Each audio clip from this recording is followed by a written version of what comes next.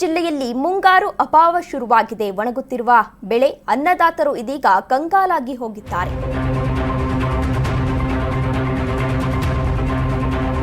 ಕೊಪ್ಪಳ ಜಿಲ್ಲೆಯಲ್ಲಿ ಮುಂಗಾರು ಅಭಾವ ಶುರುವಾಗಿದೆ.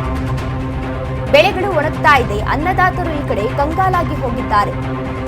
ಮಳೆಗೆ ಮುಗಿಲಿನತ್ತ ದೃಷ್ಟಿ ನೆಟ್ಟಿದ್ದಾರೆ ರೈತರು. ವರುಣನಿಗೆ ಪ್ರಾರ್ಥಿಸಿ ರೈತರಿಂದ ಸಪ್ತ ಭಜನೆಯನ್ನ ಮಾಡಲಾಗ್ತಾ ಇದೆ. ಕೊಪ್ಪಳ ತಾಲೂಕಿನ ಯತ್ನಟ್ಟಿಯಲ್ಲಿ ಸಪ್ತ ಭಜನೆಯನ್ನ ಮಾಡಲಾಗ್ತಾ ಇದೆ. ಶ್ರೀ ಬಸವರಾಜೇಂದ್ರ ಶಿವಯೋಗಿಗಳ ಮಠದಲ್ಲಿ ಪೂಜೆಯನ್ನ ಸಲ್ಲಿಸ್ತಾ ಇದ್ದಾರೆ. ಸಪ್ತ ಭಜನೆ ಮಾಡಿದ್ರೆ ಮಳೆ ಬರುತ್ತೆ ಅನ್ನೋ ನಂಬಿಕೆ ಕೂಡ ಇದೆ. ಆ ಹಿನ್ನೆಲೆಯಲ್ಲಿ ಇದೀಗ ಸಪ್ತ ಭಜನೆಯನ್ನ ಕೂಡ ಮಾಡಲಾಗ್ತಾ ಇದೆ. ಒಂದು ಕಡೆ ರಾಜ್ಯದಲ್ಲಿ ಭಾರೀ ಪ್ರಮಾಣದ ಮಳೆಯಾಗ್ತಾ ಇದ್ದು ಸಾಕಷ್ಟು ಅವಾಂತರಗಳು ಕೂಡ ಈಗಾಗಲೇ ಸೃಷ್ಟಿಯಾಗಿದೆ. ಆದರೆ ಕೊಪ್ಪಳ ಜಿಲ್ಲೆಯಲ್ಲಿ ಮಾತ್ರ ಮುಂಗಾರು ಅಭಾವ ಸೃಷ್ಟಿಯಾಗಿದೆ. ಬೆಳೆಗಳೆಲ್ಲ ಒಣಗೋಗ್ತಾ ಇದೆ. ಮಳೆ ಬಂದಿಲ್ಲ, ಆದ್ರಿಂದ ಬೆಳೆಗಳೆಲ್ಲ ಒಣಗೋಗ್ತಾ ಇದೆ. ಈ ಕಡೆ ಅನ್ನದಾತರು ಕಂಗಾಲಾಗಿದ್ದಾರೆ.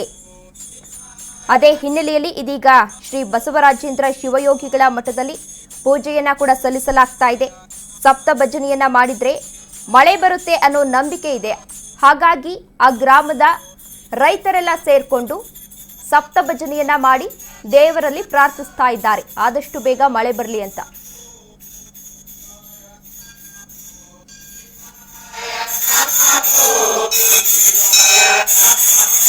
ಈಗಾಗಲೇ ರಾಜ್ಯದಲ್ಲಿ ಸಾಕಷ್ಟು ಮಳೆಯಾಗ್ತಾ ಇದ್ದು ಸಾಕಷ್ಟು ಅವಾಂತರಗಳು ಕೂಡ ಸೃಷ್ಟಿಯಾಗ್ತಾ ಇದೆ.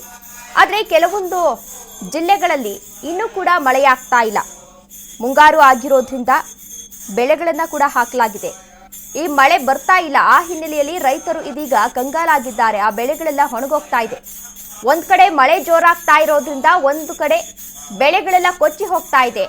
ಆದ್ರೆ ಕೊಪ್ಪಳ ಜಿಲ್ಲೆಯಲ್ಲಿ ಮಾತ್ರ ಮಳೆ ಬಂದಿಲ್ಲ. ಆ ಹಿನ್ನೆಲೆಯಲ್ಲಿ ಬೆಳೆಗಳೆಲ್ಲ ಒಣಗ್ತಾ ಇದೆ. ಆ ಹಿನ್ನೆಲೆಯಲ್ಲಿ ಅಲ್ಲಿನ ರೈತರು ಏನಿದ್ರು ಅವರು ಪೂಜೆಯನ್ನ ಸಲ್ಲಿಸ್ತಾ ಇದ್ದಾರೆ. ಆದಷ್ಟು ಬೇಗ ನಮ್ಮ ಗ್ರಾಮಕ್ಕೆ ಮಳೆ ಬರಲಿ ಎಂದು ಶ್ರೀ ಬಸವರಾಜೇಂದ್ರ ಶಿವಯೋಗಿಗಳ ಮಠದಲ್ಲಿ ಪೂಜೆಯನ್ನ ಸಲ್ಲಿಸಿ ಸಪ್ತ ಭಜನೆಯನ್ನ ಕೂಡ ಮಾಡಿದ್ದಾರೆ. ಸಪ್ತ ಭಜನೆಯನ್ನ ಮಾಡಿದ್ರೆ ಮಳೆ ಬರುತ್ತೆ ಎನ್ನುವುದು ಅಲ್ಲಿನ ನಂಬಿಕೆಯಾಗಿತ್ತು. ಹಾಗಾಗಿ ಎಲ್ಲ ರೈತರು ಸೇರ್ಕೊಂಡು ವಿಶೇಷ ಪೂಜೆಯನ್ನ ಸಲ್ಲಿಸಿ ಸಪ್ತ ಭಜನೆಯನ್ನ ಮಾಡ್ತಾ ಇದ್ದಾರೆ.